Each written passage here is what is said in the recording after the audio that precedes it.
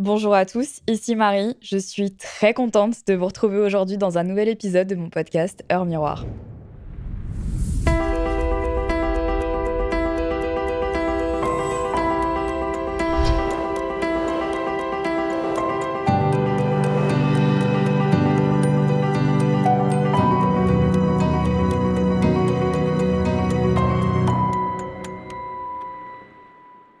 Les amis, nouvelle année, nouveau format. Je vous l'avais promis. Je suis tellement contente de faire évoluer ce format de podcast. J'ai l'impression d'être dans un confessionnal digne de Secret Story ou de la Starac, pour ceux qui regardent la vidéo sur Spotify ou sur YouTube, et pour toutes les personnes qui nous écoutent sur toutes les plateformes d'écoute. Bienvenue à vous si c'est la première fois que vous nous rejoignez dans un épisode de ce podcast Heure Miroir. Re-bienvenue aux personnes à qui les épisodes ont manqué. On a fait une petite pause ces derniers mois parce que j'avais envie de revoir un petit peu le format et de vous proposer quelque chose de plus construit, encore plus qualitatif, toujours avec de la réflexion, mais sous un nouveau type de format, dans un décor qui représente vraiment très bien mes nuits compliquées lorsque j'ai des angoisses nocturnes, quand je me pose des questions existentielles qui m'empêchent clairement de dormir, pour la genèse de ce nom de podcast, Heure Miroir, qui vient littéralement des heures que je vois la nuit quand je me réveille, parce que je pense à quelque chose qui m'angoisse, je pense à quelque chose qui me pousse à la réflexion, à un moment où je me dis tiens, est-ce que j'aurais dû agir comme ça, ou est-ce que j'ai bien fait de prendre cette décision? Bref, si c'est la première fois que vous arrivez sur ce podcast, vous allez le voir, on parle beaucoup de sujets qui nous touchent un petit peu tous, certains plus que d'autres, en fonction de notre passé, de notre vécu, de ce qu'on vit actuellement aujourd'hui dans nos relations ou avec nous-mêmes. Et si vous êtes déjà familier avec le podcast, vous savez déjà en fait comment ça se passe ici. Vous allez m'entendre déblatérer pendant quelques minutes sur un sujet, soit qui m'empêche de dormir personnellement, soit sur lequel j'ai passé quelques heures à philosopher, si on peut dire ça, parce que, attention, je ne prétends pas avoir la science infuse, loin de là, mais j'aime bien parler de ce qui me trotte dans la tête et des réflexions que je peux avoir, parce que j'ai remarqué que c'est en ayant en fait ces réflexions avec vous qu'on ouvre des discussions et que certaines personnes ont des prises de conscience, et moi aussi. Et mais en fait, des fois, quand j'ouvre la parole moi-même sur certains sujets, je tire le fil toute seule de ma pensée et j'arrive à des conclusions. C'est un peu comme si j'étais en thérapie et je trouve ça hyper intéressant. Et si ce podcast peut vous aider, en tout cas, en ce sens, sachez que ma mission aura été accomplie. Voilà. Aujourd'hui, on se retrouve dans un nouvel épisode qui m'a été beaucoup demandé parce que je pense qu'il y a pas mal de personnes qui sont en train de faire cette transition ou peut-être qui ont du mal à couper le cordon avec leur famille. Aujourd'hui, on va parler du fait de quitter son cocon familial, de couper les liens, de partir de chez soi, de se lancer dans sa vie en tant qu'adulte responsable. Parce qu'on va pas se mentir, il y a des gens qui ont très bien vécu le fait de partir de chez eux et il y en a pour qui c'est extrêmement difficile et qui encore aujourd'hui ont une attache qui fait que ça a encore un impact négatif dans leur vie du quotidien. Et je voulais qu'on en parle tous ensemble parce que je trouve que c'est un sujet dont on parle pas suffisamment, comme si c'était un petit peu tabou et comme si le fait de rester proche de sa famille, attaché à son cocon familial, ça montrait en fait un manque d'indépendance et un manque de maturité, alors que moi je trouve pas. Mais avant toute chose, pour vous remettre un peu de contexte, j'aime bien vous parler un peu de moi. Déjà parce que c'est mon podcast, évidemment, je plaisante. La meuf est un peu mégalo, pas du tout, mais juste parce que je trouve que c'est intéressant pour vous expliquer la genèse de comment moi je l'ai vécu. Parce qu'évidemment, le prisme que je vais avoir par rapport à ça vient forcément d'une expérience personnelle. Donc je vais vous la raconter. Quand j'étais plus jeune, j'ai jamais vraiment eu d'énormes atomes crochus avec mes parents. J'ai toujours eu une relation super ok, un peu plus conflictuelle avec un de mes deux parents plutôt que l'autre. Voilà, sans rentrer dans les détails de ma vie, c'est pas trop le sujet aujourd'hui, mais j'ai toujours senti que j'avais une indépendance, vraiment. Si je comparais par exemple avec ma sœur, qui elle était vraiment en codépendance avec mes parents, surtout avec ma mère, moi je sentais franchement que j'avais rien à faire là.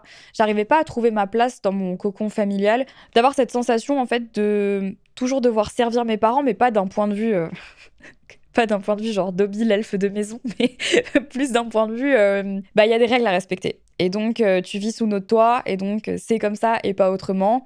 Et j'ai toujours accepté parce que j'ai toujours eu un profond respect envers mes parents, même si j'avais des problématique avec eux, mais j'ai toujours été extrêmement consciente de la chance que j'avais de vivre dans un environnement sain, dans une famille globalement saine. J'ai jamais vraiment manqué de quoi que ce soit. Et donc, je savais qu'il y avait des règles à respecter et que c'était comme ça. C'est pas pour autant que je kiffais ma vie en l'état, parce que je rêvais, je pense, comme pas mal de gens, du moment où j'allais me barrer. Parce que j'avais des envies, mais c'est trop bête, hein, j'avais des envies d'adolescente, j'avais des envies de déco de ma chambre, j'avais des envies, mais moi trop bizarre, j'avais des envies d'achat de meubles à l'âge de 16 ans, quoi. Enfin, mais qui? J'étais pas passionnée particulièrement par la décoration d'intérieur, mais j'avais, je pense, au fond de moi, une vraie envie d'indépendance. Et aussi parce que, de par le métier que faisaient mes parents, et qu'ils font toujours d'ailleurs, parce qu'ils travaillent dans les avions, les compagnies aériennes, ils étaient pas très souvent là. Donc, je me suis très vite retrouvée seule en indépendance, à devoir m'occuper de ma sœur, à faire à manger aussi très souvent toute seule, à avoir des responsabilités, à gérer, en fait, finalement, une maison. Je savais que quand ma mère rentrait, il fallait que ça soit rangé, donc du coup, je m'occupais de ranger, mais à côté de ça, j'allais quand même en cours. Enfin bon, bref, j'avais déjà une petite vie de foyer en étant à la maison et en vivant seule chez moi. Et donc, très très rapidement, je me suis dit, mais je suis tout à fait capable de vivre seule. Je sais me faire à manger, je sais fermer la porte à clé derrière moi, je connais le b.a.-ba du secours, je sais appeler le 18 si jamais il y a un problème. Bon, j'étais évidemment très très loin de réaliser la maturité qu'il fallait pour vivre seule. Évidemment, c'était bien plus que savoir se faire cuire des pâtes, mais à ce moment-là, je me sentais prête. La vie a suivi son cours. À 16 ans, j'ai commencé les vidéos sur YouTube. À 18 ans, j'ai eu la chance d'être déjà indépendante financièrement et de pouvoir partir de chez moi. Aussitôt dit, aussitôt fait, j'ai fait mes petites valises et je suis partie. J'ai pris mon premier appartement seule, pas très très loin de chez mes parents, mais très vite, j'ai compris que j'étais faite pour vivre seule et que j'étais faite pour vivre loin de mes parents. Pour la première fois de ma vie, j'ai réalisé qu'en fait, j'étais un être humain à part entière et je pouvais faire ce que je voulais. Ce qui est terrible d'ailleurs, parce que je pense que si mes parents ils écoutent cet épisode, ils vont se dire non mais Marie, on a l'impression qu'en fait on t'a bridé de ouf, alors que pas du tout. Ils ont toujours été super cool avec moi, j'ai jamais trop souffert d'un enfermement constant, ils m'ont jamais interdit des trucs et tout. Mais je pense que c'était juste moi qui avais une envie de liberté, mais totale. Je sais pas pourquoi, mais c'est comme ça. Et vraiment, le jour où j'ai déménagé dans cet appartement seul et je me suis regardée autour de moi et j'étais là, mais je suis tellement bien, je mange ce que je veux, à l'heure que je veux. Si j'ai envie de regarder des vidéos YouTube jusqu'à 4h du matin, je peux.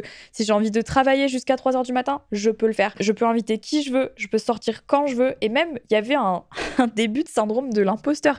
La première fois que je suis sortie toute seule dans un bar après avoir eu mon appart, j'étais en mode, est-ce que je préviendrais pas mes parents quand même?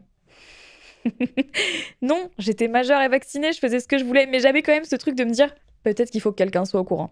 Bref, pour le contexte, vous l'avez, j'ai jamais eu de difficulté à vivre seule, j'ai toujours aimé ça, j'ai toujours aimé mon indépendance et ça ne m'a jamais empêché pour autant de continuer à avoir des relations tout à fait normales avec mes parents. Maintenant, la question où je pense que beaucoup de gens se posent, c'est est-ce que ça n'a pas été difficile pour toi de couper les ponts?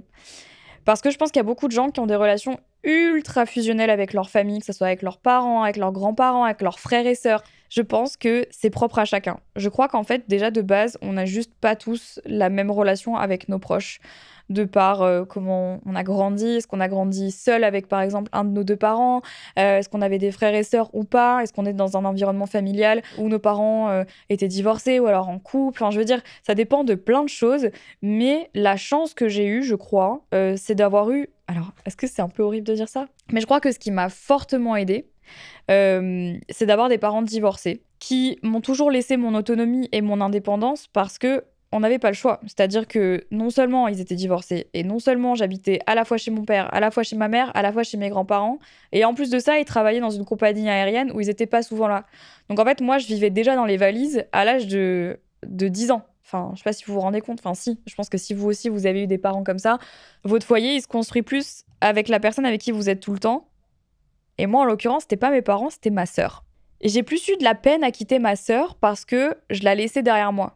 Dans le sens où moi, je partais faire ma vie, mais à côté, je laissais ma sœur vivre avec, toujours toute seule, cette fois-ci avec mes parents. On était hyper fusionnels, même si on s'engueulait beaucoup. Je pense qu'on vivait quand même aussi le trauma, avec des guillemets ou sans guillemets, on le voit comme on veut, mais d'être des enfants de parents divorcés, de voir aussi nos parents ne malheureusement pas très bien s'entendre dans ce divorce et d'être en fait les enfants d'un divorce, c'est jamais rigolo. Je vous jure, c'est pas fun et je blâme pas mes parents parce qu'en vrai, j'aurais pas du tout aimé être à leur place. Et moi, si un jour je me marie et je divorce et j'ai des enfants, franchement, même moi, je sais pas comment j'agirais avec eux, mais c'était pas marrant. Donc la seule relation, on va dire, fusionnelle que j'avais à ce moment-là, c'était avec ma sœur et pas nécessairement avec mes parents. Et c'était un peu ma seule attache. Et puis en fait, quelques années plus tard, ma sœur aussi a fait sa vie, est partie, s'est installée. J'ai eu cette facilité à ne pas rester trop attachée à mes parents et plutôt en fait à me dire moi j'ai plus envie en fait d'être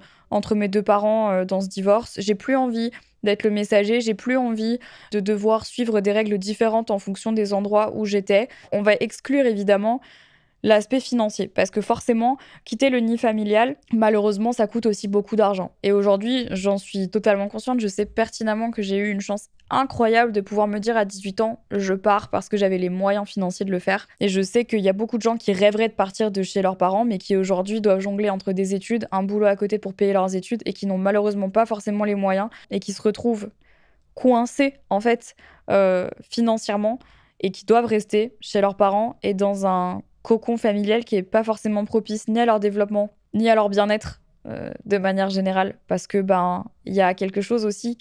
C'est hyper dur ce que je vais dire. J'espère que mes parents vont pas écouter ce podcast. Il y a pas très longtemps, je me suis fait la réflexion et je me suis dit, Marie, tu vas avoir 30 ans. Mes parents m'ont eu respectivement à 26 et 28 ans, je crois. Donc ils étaient déjà parents à mon âge. Et cette question, elle va vous traumatiser, je le sais, je vous le dis direct. Est-ce que, si vos parents n'étaient pas vos parents, vous seriez amis avec? Mais le problème, les gars, c'est que c'est vos parents. Donc, qu'est-ce qu'on fait? Vous allez leur dire à Noël, en fait, j'aime pas ta manière de penser, tes opinions politiques, je m'en carre, je suis pas d'accord avec ce que tu fais à manger à Noël. Enfin, je veux dire, en fait, on ne choisit pas la famille dans laquelle on est.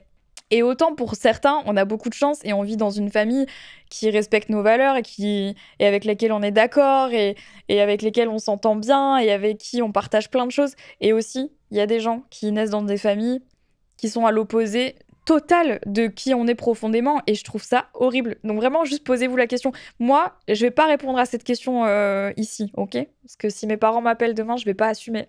Je vous le dis, hein, même à 30 ans, j'assume pas. Je me dis, demain, je suis personne, je rencontre mes parents dans un bar. Est-ce que je les trouve sympas? Ou est-ce que je les trouve un peu boomer? Est-ce que je les trouve cringe?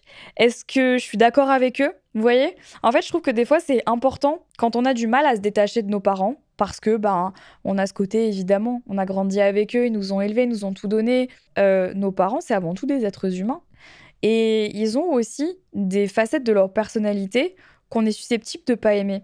Mais comme je trouve qu'on a un voile qui nous empêche de le voir parce que c'est nos parents, donc en fait, on ne porterait jamais de jugement sur nos parents. Mais si on prend un peu de recul et qu'on attribuait les attributs négatifs, par exemple, de nos parents à quelqu'un d'autre, on se dirait, mais lui, j'ai pas envie de le côtoyer. Or, ce sont exactement les mêmes attributs négatifs.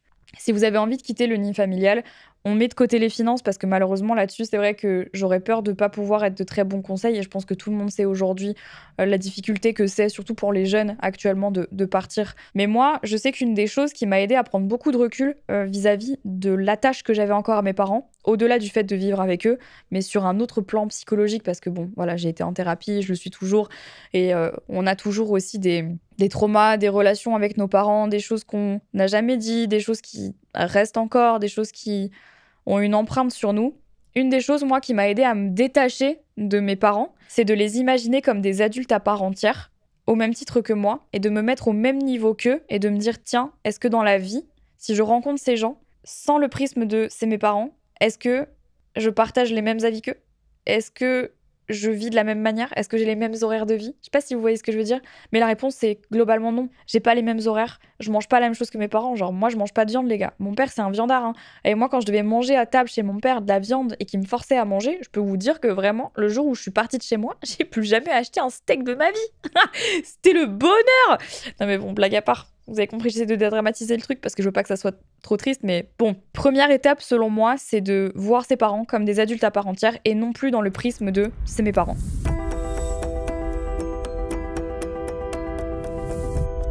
La deuxième chose, c'est que moi, je fais partie des gens qui pensent très sincèrement que plus vite t'arraches le pansement, plus facile c'est. On a tous peur de perdre nos proches, ok?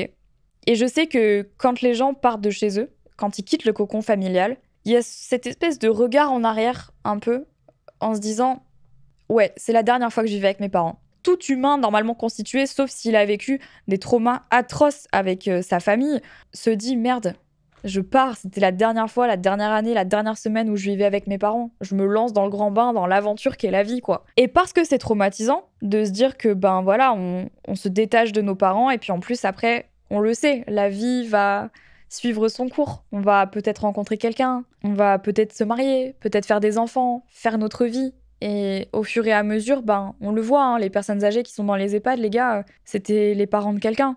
C'est les grands-parents de quelqu'un aujourd'hui. Et il y en a, ils ont plus de famille qui viennent les voir.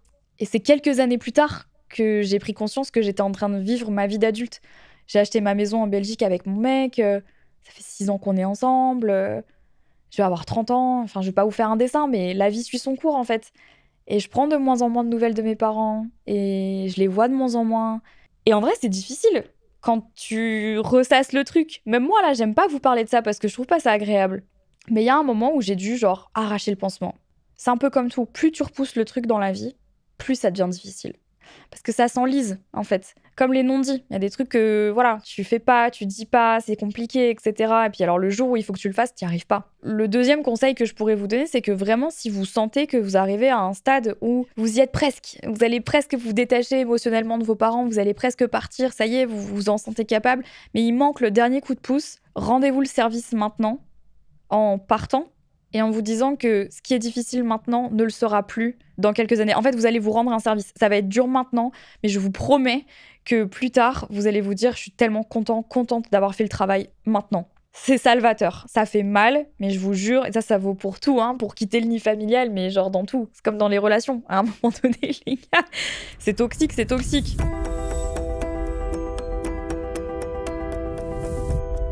Le troisième conseil que je pourrais vous donner, c'est, et ce sera sûrement le dernier de cet épisode, c'est que vous n'avez pas aimé cette phrase. Hein. Je l'avais dit un jour dans le podcast de Ben Never, et je sais qu'il y a des gens qui n'ont pas aimé cette phrase, mais moi, je vous la dis quand même. On est seul, on vit seul, et on meurt seul. Attention, cette phrase. Je sais que vous n'allez pas l'aimer, mais je vais quand même expliquer mes propos. Parce que la première fois que j'ai dit cette phrase, il y a des gens qui m'ont dit « Tu peux pas dire un truc comme ça parce que tu nais dans une famille souvent. C'est ta mère qui te donne, qui te met au monde. » J'allais dire « C'est ta mère qui m'ébat. » Tu vis dans une famille et généralement, tu meurs entouré de tes proches. Je suis pas spécialement de cet avis-là parce qu'encore une fois, l'égalité des chances, on la connaît. Tout le monde n'a pas la chance de vivre dans une famille aimante. Tout le monde n'a pas la chance de mourir entouré de ses proches. On a tous une mission de vie et on a tous un chemin de vie à faire seul. J'en suis convaincue. Entouré, pas entouré, mais je suis sûre qu'en fait, on a tous une mission de vie et qu'on est appelé à faire des choses. Quelle est la plus-value de rester dans un cocon familial, dans mon confort, et de rester dans ma zone de confort sans jamais prendre le risque de me dire que je vais pouvoir vivre des expériences incroyables si je vis seule, si je me barre, si pour X raison vous avez décidé, je sais pas moi, de partir vivre à l'étranger parce que vous avez une promotion au travail, parce que vous avez une opportunité pour vos études et que vous le faites pas parce que vous avez pas envie de quitter vos proches. Mais faites-le. Faites l'expérience de la vie, en fait. Et là, j'ai l'impression d'être un grand gourou en disant ça. Pas du tout. Ça peut paraître un peu bateau ce que je dis, mais j'ai tellement eu des discussions hyper honnêtes et hyper sincères avec des gens qui m'ont dit « Mais moi, je me vois pas quitter mes parents, en fait. Moi, j'ai peur de partir de chez moi. Je suis bien. » Et j'en connais quelqu'un comme ça. Je connais quelqu'un comme ça avec qui, aujourd'hui, malheureusement, je ne parle plus. Je l'ai vu s'enliser dans des excuses pour ne pas partir de chez ses parents. Et à terme, c'était... Et c'est encore aujourd'hui, je le crois très sincèrement, un des plus gros problèmes de sa vie. Tous les problèmes de sa vie sont liés au fait qu'il n'arrive pas à couper le cordon. Je l'ai vu, en fait, dépérir, perdre des amitiés, perdre des opportunités de travail, parce qu'il n'arrivait pas à couper le cordon. J'ai essayé plusieurs fois de lui dire ce que je suis en train de vous dire. Et à un moment donné, j'ai arrêté. Parce que j'ai senti qu'en fait, si c'était pas une décision qui était vraiment profondément prise par lui, il allait juste souffrir en partant. Vous voyez ? Je trouve ça trop triste d'avoir des fausses croyances, de se trouver des excuses et de s'enliser en fait de se mentir à soi-même sur les raisons qui font qu'on part pas de chez soi. On est seul, on vit seul et on meurt seul, mais c'est ainsi va la vie. En tout cas, moi, c'est comme ça que je le vois. On se laisse aussi la chance de vivre pleinement des opportunités de vie qu'on n'aurait jamais pu saisir si on était resté coincé dans ce cocon familial. Et là, je vais faire un lien sur les relations qui nous emprisonnent et qui, en fait, ont exactement le même côté très toxique que des foyers, en fait, qui nous empêchent de partir. On peut tous se retrouver dans un confort en se disant que pourquoi est-ce qu'on partirait de ça? Puisqu'en fait, même s'il y a des aspects négatifs, globalement, pourquoi se mettre en danger? Faites-le. Toutes les meilleures décisions que j'ai prises de ma vie, c'est des décisions basées sur de l'émancipation. Ça veut pas dire que vous allez être seul tout le temps. S'émanciper, ça veut pas dire que vous allez vivre solo pour le restant de vos jours. Mais ça veut dire que vous allez enfin pouvoir passer du temps avec vous-même. Vous allez pouvoir apprendre à vous connaître, savoir quelles sont vos valeurs. J'ai d'ailleurs fait un épisode entier de podcast là-dessus. Savoir ce que vous aimez, ce que vous aimez pas. Avoir une vraie relation avec vous-même, ce qui fait aussi souvent très très peur à des gens. Le fait de partir de chez ses parents, c'est aussi la peur de se retrouver tout seul, confronté à soi-même et de se dire « Wow, en fait, j'aime pas ce que je vois, j'aime pas ce que je suis, mais en fait, je suis qui? C'est quoi ce que j'aime ?» Ça s'appelle la crise d'adolescence. La crise de la vingtaine, la crise de la trentaine, bref, on fait tous des crises. Mais c'est difficile, en fait, de se confronter à soi-même. Et je pense qu'il y a plein de gens, en fait, qui ont du mal à partir de chez eux, qui ont du mal à quitter des relations, etc. Parce qu'ils ont juste peur, en fait, d'apprendre à connaître qui ils sont vraiment. C'est effrayant, hein. Apprendre, en fait, à vraiment se connaître et être bien avec soi-même, ça vous permettra d'être toujours chez vous, n'importe où, n'importe quand. Et avec n'importe qui. Je suis un grand sage, c'est faux. Je suis encore en thérapie, les gars. Et je crois pas pouvoir dire aujourd'hui à 100%, les gars, moi, je suis super à l'aise avec moi-même. Je m'adore. C'est pas vrai. Mais néanmoins, j'ai vraiment appris à me connaître ces dernières années. Au-delà de mon couple, au-delà de ma famille, c'est là que je me suis rendu compte que j'avais des valeurs différentes de certains membres de ma famille. J'ai des valeurs différentes de mon copain. C'est dans les grandes lignes ce que je voulais vous dire par rapport au fait de quitter le cocon familial, de quitter le confort de la maison. C'est vraiment pas facile. Il y a des gens pour qui c'est plus facile que d'autres. Et encore une fois, j'ai exclu le côté financier. J'ai exclu aussi toutes les personnes qui, malheureusement, n'ont jamais eu la chance d'avoir un cocon familial. Je pourrais faire du cas par cas pour tout le monde et je ne sais pas quel est le cas de votre situation si vous écoutez cet épisode. Et j'espère néanmoins que vous aurez trouvé un peu de réconfort dans ce que j'ai dit ou au moins une petite lumière. Et d'ailleurs, si vous aussi, vous avez des recommandations pour aider les gens qui ont du mal juste à partir de chez eux ou qui sont partis et qui ont de la peine d'avoir laissé leur famille, donnez vos conseils. Ici, on est en train de s'entraider, ok? On a besoin des conseils de tout le monde. La vie, c'est compliqué, d'accord? Imaginons, avant de terminer cet épisode, vous êtes en couple, ou pas. Vous avez des enfants. Ils sont grands. Ils ont grandi. Ils ont 20, 25, 30. Ils sont toujours chez vous. Mais vous avez trimé. Vous, vos gosses, vous pouvez plus les voir. Il y a un moment donné, vous êtes adulte, vous avez envie de faire votre vie, vous aussi, parce que pour moi, la vie ne s'arrête pas à nos enfants. C'est un point de vue personnel, mais je pense que les enfants, c'est un passage dans notre vie, et même s'ils seront toujours là, à un moment donné, on a aussi notre vie en tant qu'individu, et on a peut-être envie d'avoir des projets après nos enfants. Vous voyez ce que je veux dire? Pour moi, c'est pas une fin en soi. Mais mettez-vous à la place de vos parents. Peut-être qu'en fait, ça y est, ils ont trimé, ils sont là, bon, je t'aime, mon fils, mais casse-toi.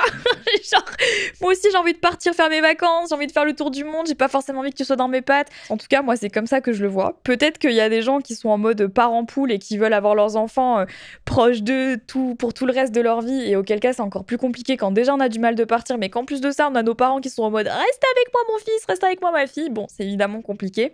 Moi, j'étais pas dans ce cas de figure. Mes parents, ils m'ont dit, tu veux partir? Ok, c'est ciao. Encore une fois, j'ai eu de la chance parce que j'ai des parents qui ont compris mon besoin et qui se sont adaptés, même si je pense que pour eux, ça n'a pas été facile quand même. C'est jamais facile de voir son enfant partir en plus jeune, parce que 18 ans, c'est jeune, c'est pas la norme, je le sais très bien. Mais pensez à vos parents, mettez-vous à leur place. Et dites-vous que peut-être eux aussi, ils ont envie, et peut-être qu'ils vous le disent pas, peut-être qu'ils osent pas vous le dire, de se dire, bah ouais, genre, ma chérie, mon chéri, je t'aime très fort, mais j'ai envie de continuer ma vie. Peut-être qu'ils ont envie de déménager, peut-être qu'ils ont envie de faire autre chose, en fait. Et je crois que c'est important de pas trop être égoïste non plus dans cette situation. Et même si c'est pas facile, sachez que tôt ou tard, vous allez devoir apprendre de la vie. Donc autant l'apprendre par vous-même et autant prendre des décisions en conscience plutôt que de subir des décisions. Genre, ce serait pas cool qu'un jour vos parents vous tègent. Prenez la décision vous, ça fera moins mal, je vous l'assure. Waouh, j'ai déblatéré très longtemps pour un premier épisode. Je pensais que ça allait être plus difficile que ça pour tout vous dire, parce que c'est la toute première fois que je suis installée comme ça dans mon confessionnal. D'habitude, quand j'enregistre mes podcasts, je suis vraiment toute seule dans mon bureau à la maison. J'avais vraiment envie de retranscrire une ambiance un peu similaire ici. où juste on papote. Et c'est pour ça que je suis un peu chill. Je pense que la prochaine fois, je viendrai en pyjama en fait. Je dirais que dans les épisodes de podcast, vous prenez ce qui résonne en vous et vous laissez de côté le reste. Parce que, encore une fois, on a tous des expériences différentes et des prismes différents. Donc difficile en fait de s'adapter à tout le monde. Et moi, je vous parle d'une expérience personnelle. Tout le reste, n'hésitez pas à le commenter et à me dire ce que vous en pensez, comment vous l'avez vécu. Et je tenais à terminer cet épisode en disant que c'est pas parce que vous partez que vous n'aimez pas votre famille. Vraiment, c'est important de le dire, je pense. Ça n'a rien à voir. C'est juste qu'à un moment donné, on grandit. Et je sais qu'il y a peut-être plein de gens qui me regardent et qui ont le syndrome de Peter Pan. Mais vraiment, c'est pas parce qu'on est éloigné physiquement qu'on l'est forcément en amour. En tout cas, je le crois très fort. Donc, papa, maman, mais ne me jugez pas. De toute façon, on se connaît, vous et moi. Faites-moi un message. Dites-moi si vous avez regardé l'épisode. Mais je vous aime, évidemment. C'est tout pour cet épisode de podcast sur le cocon familial, comment quitter le nid familial. J'avais envie de revenir avec un épisode un peu comme ça, un peu chill sur cette nouvelle saison du Podcasteur Miroir. N'hésitez pas à me dire ce que vous en avez pensé. N'hésitez pas surtout à laisser 5 étoiles sur Spotify et à nous laisser des petits commentaires, que ce soit sur les plateformes d'écoute, que ce soit sur YouTube si vous regardez la vidéo. En tout cas, j'espère que ce format vous plaît. J'espère que ce décor vous plaît. Vous allez le voir toutes les semaines puisqu'on se retrouve tous les mardis à 6h06 du matin. C'est une heure miroir pour un nouvel épisode de podcast. Donc, je n'ai plus qu'à vous faire de très gros bisous. Prenez soin de vous, prenez soin de vos proches. Et puis, on se dit à la semaine prochaine, 6h06, dans un nouvel épisode de mon podcast Heure Miroir. Ciao!